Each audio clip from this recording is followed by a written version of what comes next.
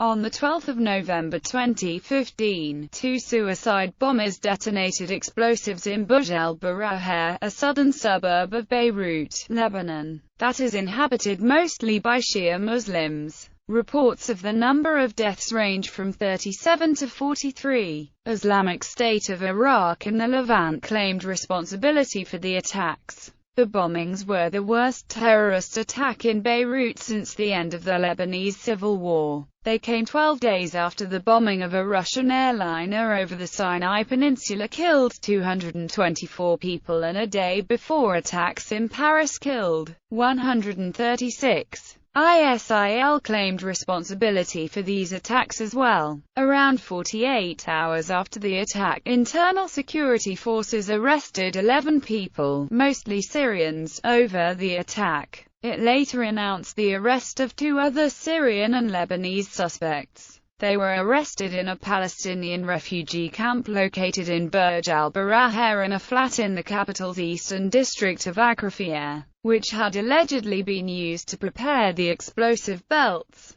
The initial plan was apparently to send 5 suicide bombers to a hospital in the neighborhood, but heavy security forced him to change the target to a densely populated area. Background: since 2011, the neighboring country of Syria has been in a state of civil war. Shortly after its commencement, Lebanese groups have been divided along similar lines as in Syria, including participating in the war, as well as defending Lebanon within Lebanon itself. Lebanon has also faced a political vacuum since a continual failure to elect a new president since April 2014. Bombings: 2 suicide bombings occurred in a commercial district of the Bourj el-Barajneh suburb of southern Beirut, near the General Security Post in Husaniya Street, an apparent known stronghold of the Shia Hezbollah, according to Al-Mana television. The first bombing occurred outside the Shia mosque, while the second took place inside a nearby bakery before 1800. The second blast occurred about 20 meters away and 5 to 7 minutes after the first one, as passers-by tried to help the injured of the initial blast. A potential third attacker was killed before exploding his vest. He was found dead with his legs torn off but still wearing an explosives belt, according to an unnamed Lebanese security official. An unnamed government employee speculated that he was killed by the second explosion due to his proximity to that blast. Al-Mayadeen also reported about the would-be bomber and showed a video of a bearded young man with an explosives belt. Hezbollah's Bilal Farhat said, "They targeted civilians, worshippers, unarmed people, women and elderly. They only targeted innocent people. It was a satanic, terrorist attack." Lebanese security forces and a Hezbollah gunman cordoned off the area. The health ministry reported at least 43 deaths initially, with Health Minister Wael Abu Fawr adding that 239 people were injured,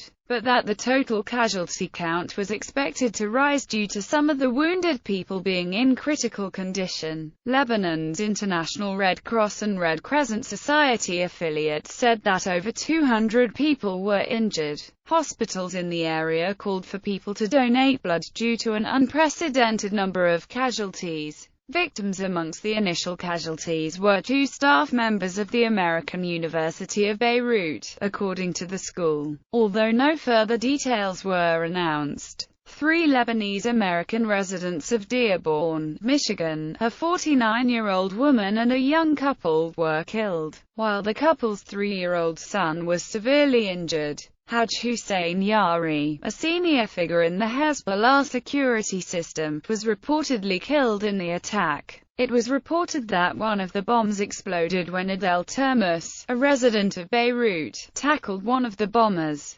thereby potentially saving many lives. Both Termus and the bomber were killed when the bomb detonated. On social media, Termus was hailed as a hero. Investigation: within 2 days, 6 suspects were arrested over the bombing. They reportedly included 5 Syrians and a Palestinian. A man was arrested who claimed he planned to blow himself up in a cafe in the Jabal Mosen neighborhood of Tripoli. simultaneously with the other bombers, one of whom he named as Abu Khalid of Palestine, who had traveled with him to Lebanon from Syria. Investigations also drew connections between these bombings and one in Arsil which killed 4 people on November 5. Perpetrator ISIL had reportedly assumed responsibility for the blasts, saying 2 Palestinians and a Syrian had carried out the attacks. In a post from an unspecified Twitter account, the group said that they perpetrated one of the attacks, noting that its agents blew up a bike with explosives in the middle of a street. While not mentioning the third bomber, the group's claim, as translated, reportedly read in part, "Let the Shiite apostates know that we will not rest until we take revenge in the name of the Prophet." An internet statement on an unspecified site reportedly further stated that soldiers of the Caliphate perpetrated the attack. On November 26, Al-Mana reported that a team of Syrian and Hezbollah agents had killed Abdul Salam Hendorvi,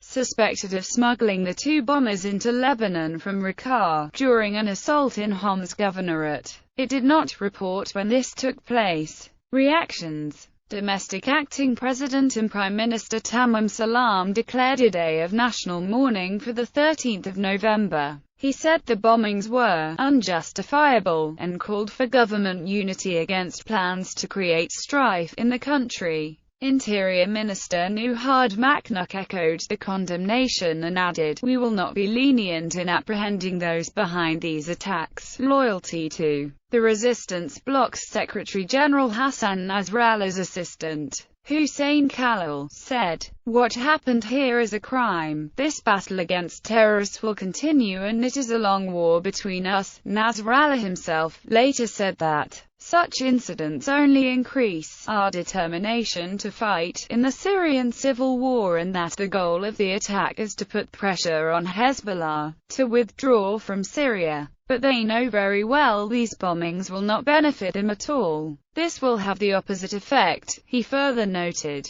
Palestinians and Syrians were among the martyrs and wounded. This terrorism does not differentiate between its victims. If Daesh assume that killing our men and women and children and burning our markets could weaken our determination, then they are mistaken, while adding that the arrests of 2 Palestinians and a Syrian over the attack were inaccurate and were intended to raise discord. He added his gratitude to the security forces and civilians who offered aid following the attack. International supranational bodies Secretary-General of the United Nations Ban Ki-moon called on Lebanon to not allow this despicable act to destroy the relative calm that has prevailed in the country over the past year. UN Special Coordinator for Lebanon Sigrid Kaag denounced the heinous attack, called for those responsible to be brought to justice, and said the international community was standing by Lebanon. States government officials for several states issued condemnations of the attacks and condolences to those affected. These included the Czech Republic, France, Iran, Italy, Jordan, Kuwait, Pakistan, Qatar, and the United States.